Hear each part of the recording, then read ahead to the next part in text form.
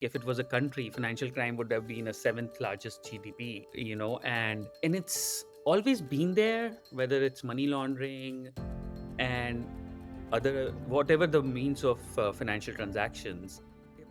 Welcome to the Chief AI Officer or CAIO podcast, where AI mentor Sanjay Puri talks with the leaders shaping tomorrow's technology. We explore their stories, challenges, and big ideas driving change. So if you're curious about how AI is transforming work, business, and everyday life, this is your front row seat to the future.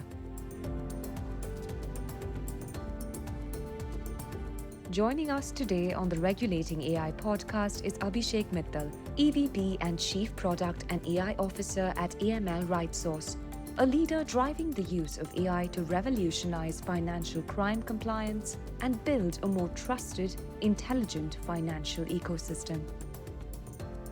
Abhishek, welcome to the CIO podcast. Sanjay, it's a privilege to be here. Thank you for having me. Looking forward to the discussion. Tell our audience what is AML RightSource and what attracted you to the AML space, and how do you see artificial intelligence fundamentally transforming this anti-money laundering operations? I think and I think it's in the ethos of the company. I don't know if I've earned the title yet, but financial crime fighting or financial crime fighter. Each of our CEO describes this as the title that when you join this company. So that's really at the core of this company. It's helping our customers help fight financial crime, help prevent financial crime, and that's at the core. We do that through various ways, through providing our expertise, our domain expertise, through our advisory services, through our managed services solutions, and also our tech-enabled solutions as well. And we are in multiple spaces, from third-party risk management to AML in transaction investigations, as well as fraud and other areas. I think the best way I could explain this company is really working very closely with our customers and ensuring that we are sort of executing to their processes and also providing the best thought leadership in this industry of anti-money laundering and financial crime. But financial crime fighter is the best way to sort of summarize what this company does with our customers. Abhishek, just briefly, is financial crime a big issue globally? Just for folks who don't know. Yeah, no, it's huge. I think somebody said it. You should validate it. But somebody said to me, it's like if it was a country, financial crime would have been a seventh largest GDP. Uh, and it's always been there, whether it's money laundering and other it's whatever the means of financial transactions, they've always been there, but it's also exploding with now all the digital mechanisms as well, right? So how do you ensure that you balance innovation with anti-money laundering practices? The innovation needs to come in that space as well, so that we all can benefit from further digitization of our financial transactions, whether it's the cash payments, whether it's the crypto, all those things as they are exploding. Our financial regulations and financial anti-money laundering initiatives also need to progress, and that's where we work with our customers very closely to ensure that. So it's a big problem. It's also a complex problem because it's not just about finding and stopping but the bad stuff, but it's also important to identify what is not a bad stuff and let those transactions continue. You also don't want to have too high restriction, right? You want to make sure that there's a right balance between allowing companies and innovation to sort of progress without just saying no to everything, right? So it's very easy to say no. How do you balance the risks and allow their business to happen at the same time? And that's where the whole anti-money laundering operation systems and services are part of it. How do you devise a system, a rule, a process so that everything can work? You mentioned crypto and digital money getting uh, the growth of that. Do you think it's making money flows more secure, crypto is, or is it making your job a lot harder? Theoretically, the technology is quite transparent, right? Crypto was supposed to be on blockchain and quite transparent, right? Everybody should be able to see it. But as I said, innovation is happening in all the places, even not so good places, right? And people are using technology to even make a transparent system. You can make it complicated. It's transparent, but it's still complicated. You can use technology to distribute, to mix the various cryptos together. So it's very hard, or it becomes harder to trace, because now you can sort of do it through machines at a much larger scale. So I think that is where the crypto, even though theoretically it's a very transparent process of movement of money, you, because it's machine driven, you can make it very very complicated, and that's where you need some advanced tech and expertise to help trace where needed or what's happening. So the short answer is both. It's transparent, but it's also making it difficult. So innovation needs to happen in both sides of the aisle, is what I think. As people are becoming more creative in the usages, the finance and compliance departments also need to get use these technologies to sort of provide these services. Another question, Abhishek. We hear about these digital farms out in places like Thailand and others. I don't know if you've heard. Is that also within your purview when you look at money laundering? Is that money laundering or is that something completely different? This is just curiosity. Yeah. Uh, so again, there's a lot happening. Elder abuse scams, again, from my previous experience as well. Um, we see that, right? And banks are really trying to help their customers and have a right balance, right? They don't want to also be very um, prescriptive, because they have to, when there's scams happening like those, like elder abuse and scams that you're talking about, it's happening with the customer's permission. So how do you balance those guys? So a lot of it is also related to education and awareness. It's not always stopping the transactions, but it's also how do you prevent the transactions. And I'm now speaking from a bank's angle, where they're doing a lot of work in educating their consumers on how to spot these kinds of things. So a lot of training and awareness to prevent this in the first place is also happening. In the case of AML RightSource, uh, our focus is enabling those, following the bank's procedures and policies, and devising procedures and policy as part of our advisory to help prevent those things, or help when we detect those things to ensure that those things don't happen to others at least. So I think we are involved in the whole spectrum depending on the kind of services we have. Um, but yeah, all of those things are involved, and our experts are actually look as part of their investigation process, are looking at things and helping customers solve for those, or at least prevent from others getting impacted by these. So yeah, a lot of that is part of the AML scope of transaction investigations process. But you have said publicly that data doesn't need to be perfect to start your AI journey.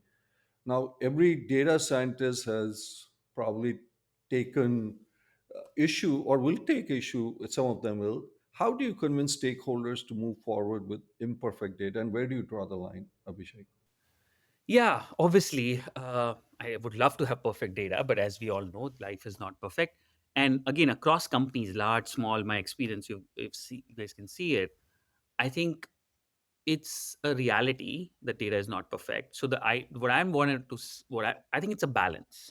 What I feel, especially if you're starting afresh, and even don't have a lot of data, and you don't have infrastructures, and then there are companies who have it, but still the data is not perfect because data is changing and the definitions are changing and stuff like that. There's a lot of factors because of why data is not perfect.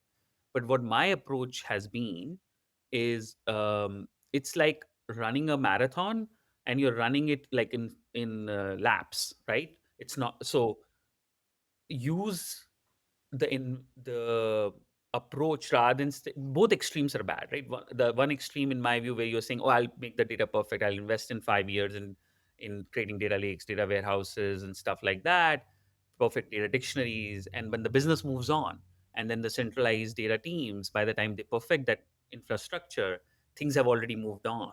So whatever you build is now not usable. The tech might change, the business needs might change, so then the cycle continues. And the other extreme end, you can do a lot of quick wins with some smart people bringing this projects, but they don't scale, right? So both extremes are, I think, bad. in my view, I think my bias is to start with the use cases, but use those use cases to build your data infrastructure and data quality iteratively, because that will also give you that oxygen that why invest in data, because otherwise it's sort of a constant underlying thing that data is, we'll get the data perfect, then we'll start on the business problems. But I think using the business problems, using some approximations, using some the techniques to handle bad data and or missing data, and now with synthetic data even a lot more can be done, but to use those use cases to highlight the need for investments in data is my approach to solve that problem.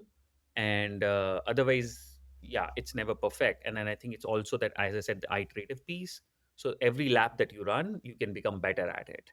And ultimately, it also depends a lot on the use case.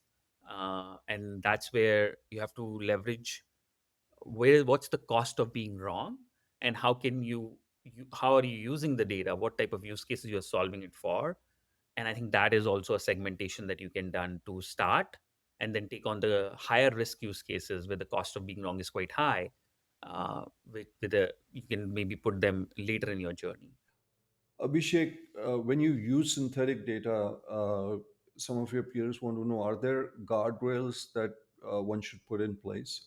I think I would still use in synthetic data to evaluate and make business cases, and then depending again, we talked about, right, everything that I talk about from a lens of what's the decision you're impacting and the risks, right? Everything has to be balanced with that. But again, assuming we are doing higher value and higher cost of being wrong is the metric that I look at. Based on that metric where we sit, I would always not, my guardrail would be first look at that metric. Depending on that, what's your risk appetite, what's the cost of being wrong, and then put in the safeguards, whether it is, as I said, use you can use it till the proof of concepts, but when you really want to go to in production, you get that data. If it's a very high risk use case, if you can live with the cost of being wrong being lower, but then I would put fail safes on having human based in the loop, or even skepticism rules. So one of the things that I have tried to do is use AI recommendations and then have a more deterministic system to evaluate the quality of the probabilistic system. That way, you have assurances that it's not just going totally way off, and even the basic sanity checks, which a human would do, right? Your deterministic system is able to look at the probabilistic system and say, hey, this is not way off. It's in the range, at least the outlier cases I have removed. So it's in the range of answers that I expect. So stuff like that you can do. And then again, there are more use case specific approaches that we can also do. But those would be my things. Rule systems, human in the loop, but you do use the cost of being wrong as your metric to decide which approach you want to take. Well, that's wonderful. Some key guardrails that Abhishek has laid out. Abhishek, you have said also that experience can be a moat for you.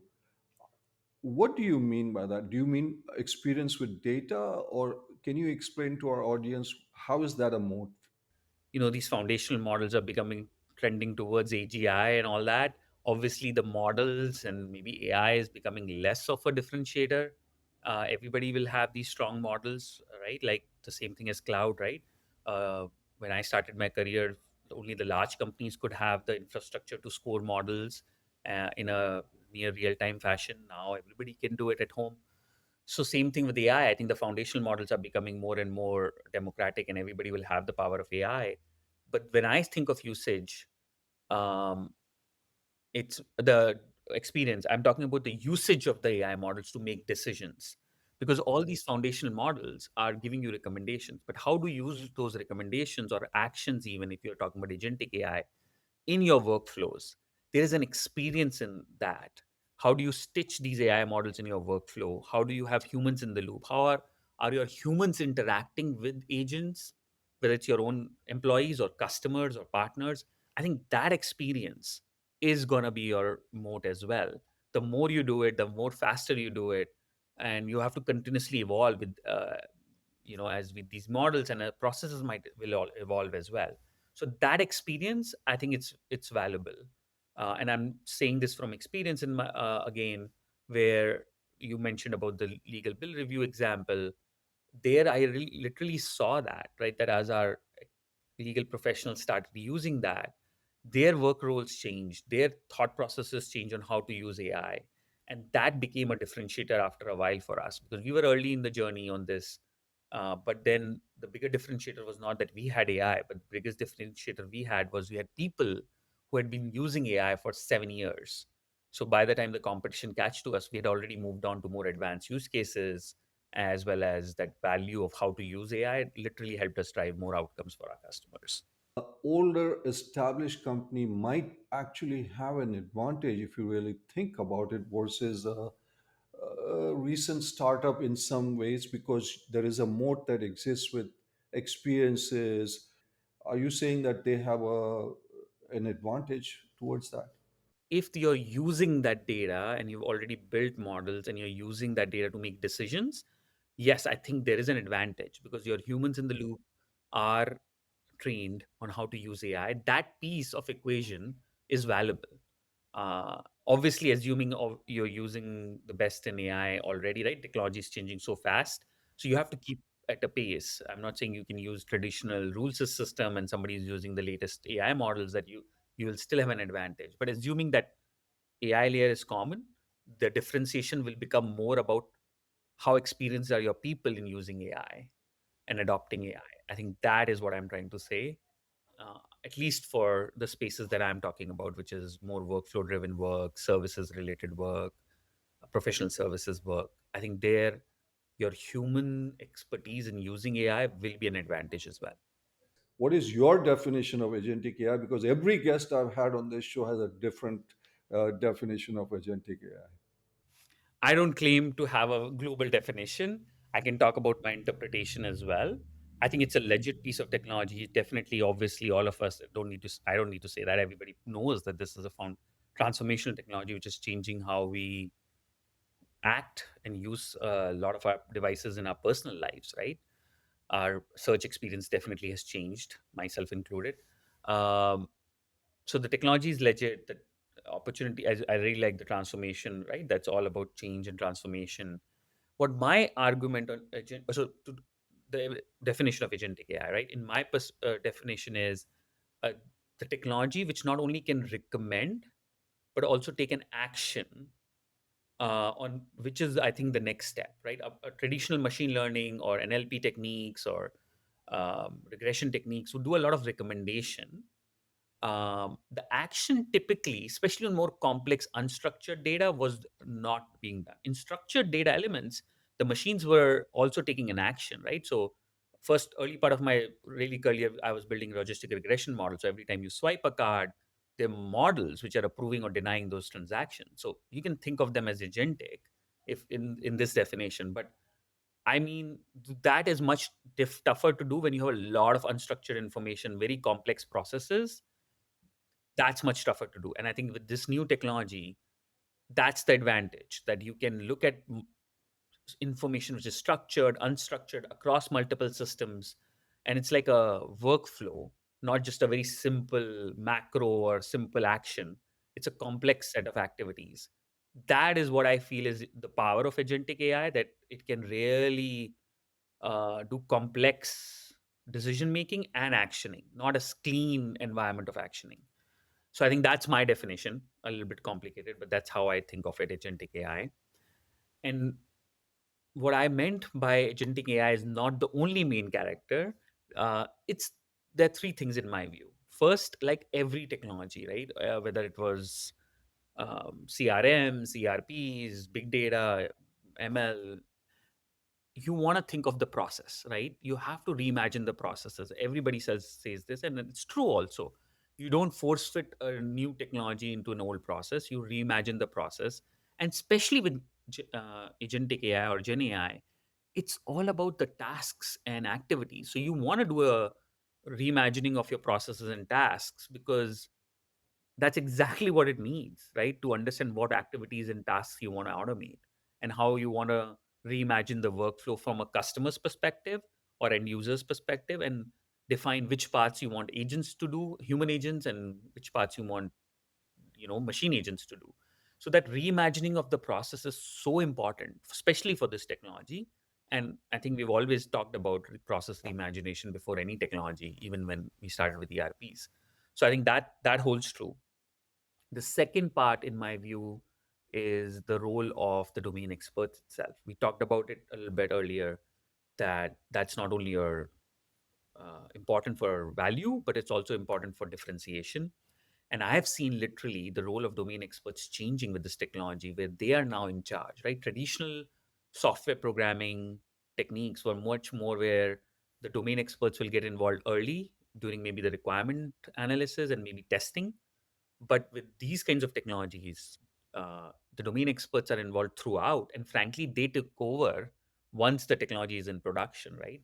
So the role of domain experts have changed because they are the ones who are providing the context on an ongoing basis. They're the ones who are providing the, as I said, the definition or taxonomies of how you want this document to be evaluated. They're also the ones who are providing the questions, or the also the quality assurance checks. So I think the whole role is changing from doing the work to evaluating the work to also asking what you want to be done. I think that is a very fundamental change in the work lives of our domain experts. And that's the second big thing. And then the third thing, there is a role for engineering as well, obviously.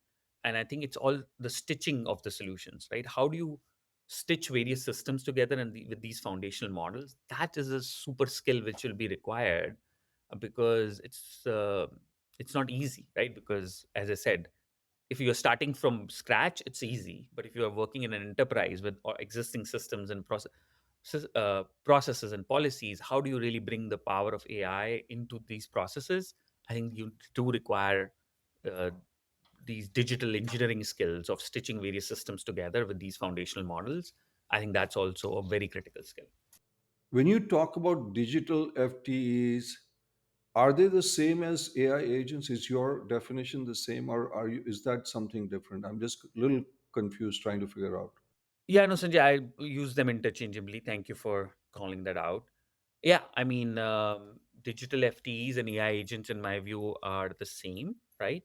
The other piece of machine-aided human experts, which also people use, that is a separate concept in my view.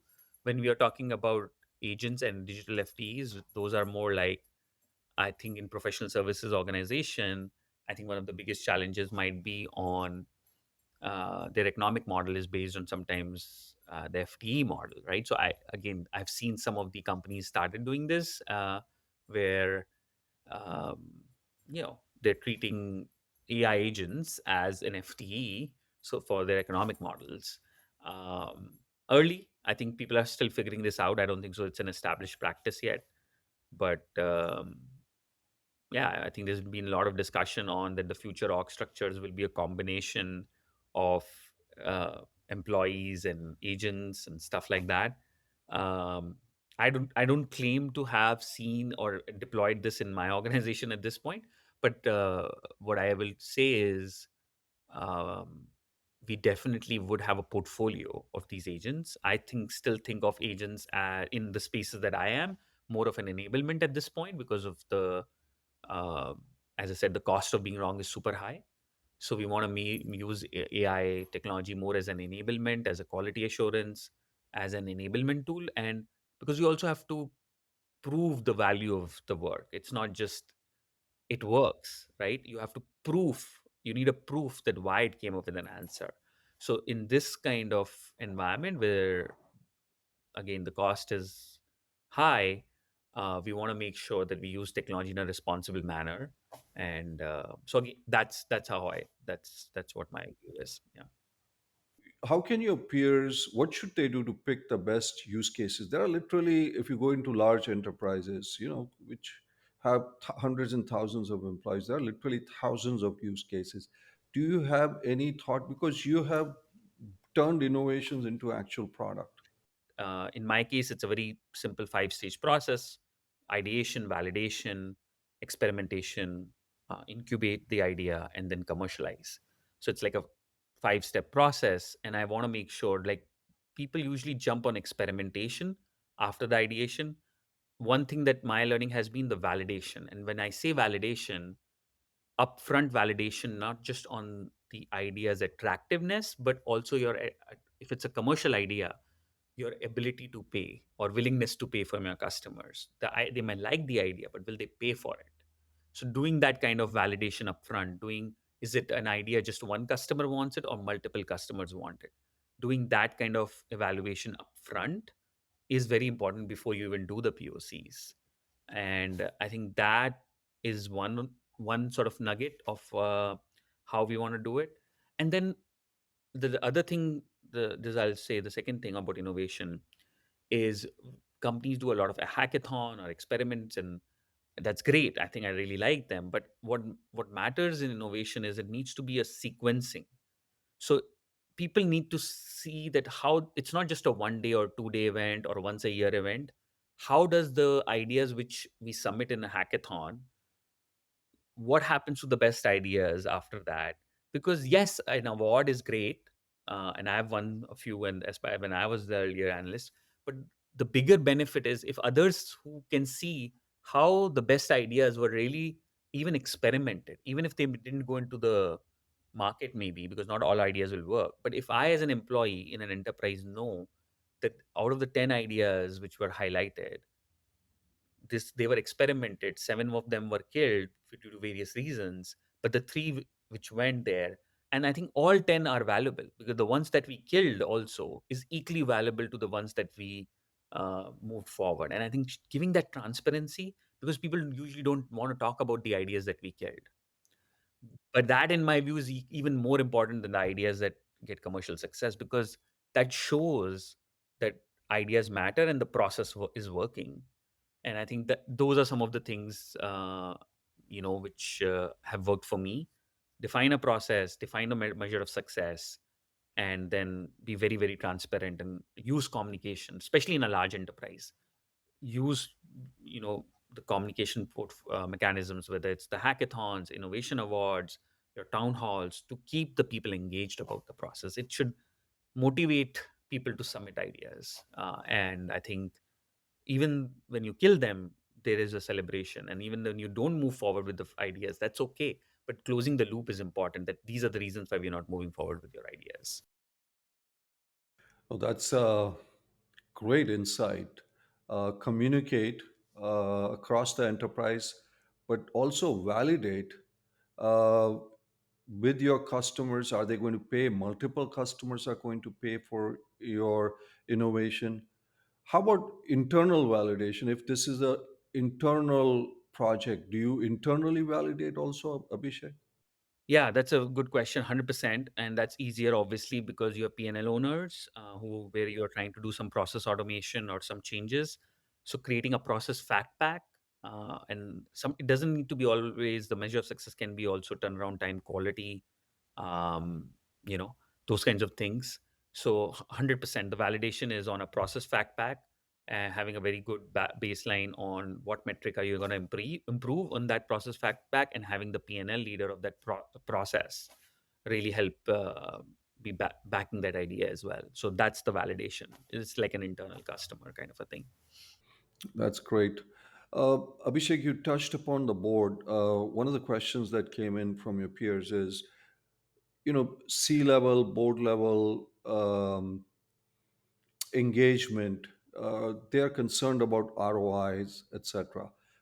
What is your method of showing ROI? Because sometimes it's tangible, it's intangible, or it can be brand uh, perspective, it can be growth of market, etc. How do your peers deal with board support or showing ROI to boards?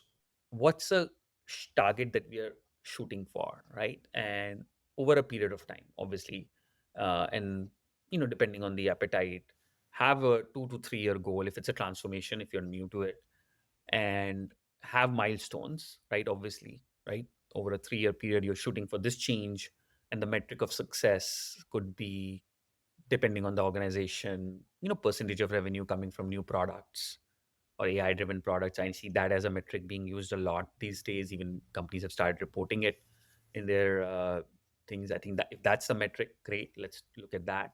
I think that there might be some company-specific nuances, but whatever that financial metric that you want to sign up for, whether it's new product revenue, whether it is margin, whether it is, I think you should have commercial outcomes for sure.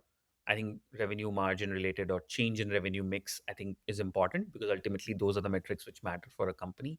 But then there are a lot of activity metrics because it's not just the end outcomes, it's are you achieving those outcomes. So I think activity metrics, they can be many. One of them is obviously the pipeline itself is an asset. How fast are you moving the ideas? What are the ideas?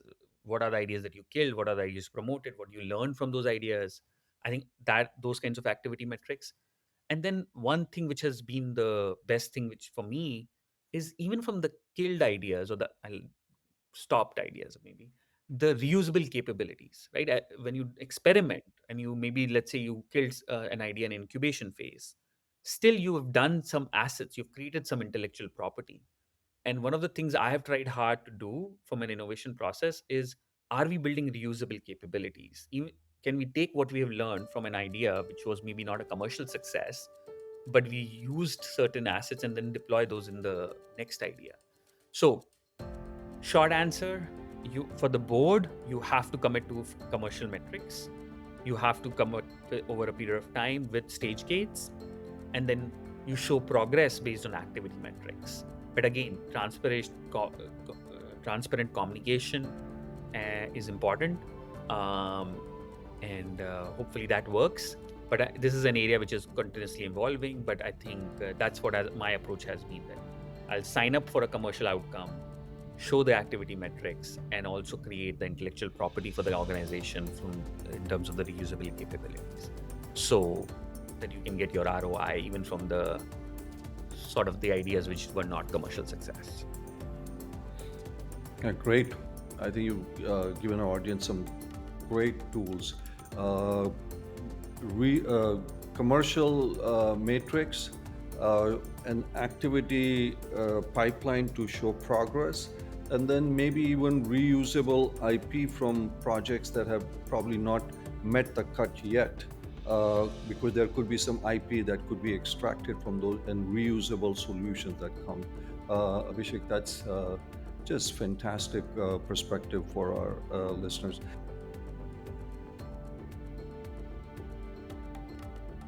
Ready? Sure. Okay. Open source or closed? Open source. Okay. Supervised or unsupervised learning? Supervised. Cloud or on-prem? Cloud. Accuracy or explainability? Oh. Explainable. Okay. Build or buy for AI solutions? Build by partner. All three. Okay. Speed or perfection? Speed. Okay. And according to you, finally, what's AI's biggest risk? Hallucination or bias? Bias. Okay. I think hallucination can be solved for. Fantastic, Abhishek. This has been absolutely enlightening. What strikes me about your approach is the relentless pragmatism. While some people might be talking about AGI, you're out there transforming billion-dollar businesses. That works with imperfect data, maybe sometimes messy processes. Your message, I think, is clear. Stop waiting for perfect conditions, and start with process, unlock your data along the way, and turn your domain experts from task executors into curators, and most importantly, make it commercial from day one. And for our listeners who want to connect with Abhishek and his incredible posts, you can find him on LinkedIn, where he regularly shares insights on AI, operational excellence, and the transformation of professional services. And before I go, I have to say you're living proof, Abhishek, that sometimes most interesting AI work isn't always happening in Silicon Valley. It's happening in legal ops, financial compliance, reg tech, and all those domains where AI can have a genuine societal impact. So thank you for joining us on the CIO podcast. For everyone listening, if you enjoyed this episode, subscribe and leave a review. And share with someone who wants to hear. Until next time, this is the CIO podcast where we are building the future of enterprise AI one conversation at a time. Thank you very much, Abhishek. This was fantastic. Thank you, Sanjay. It was a pleasure. I think time just passed. I didn't even feel that we were doing a recording. Thanks for tuning in to the Chief AI Officer podcast with Sanjay Puri. If you enjoyed this conversation, don't forget to leave a comment. We'd love to hear what you thought. And share it with someone curious about the future of AI. Join us every Friday right here on the CAIO podcast as we share more stories and insights from the leaders shaping what's ahead.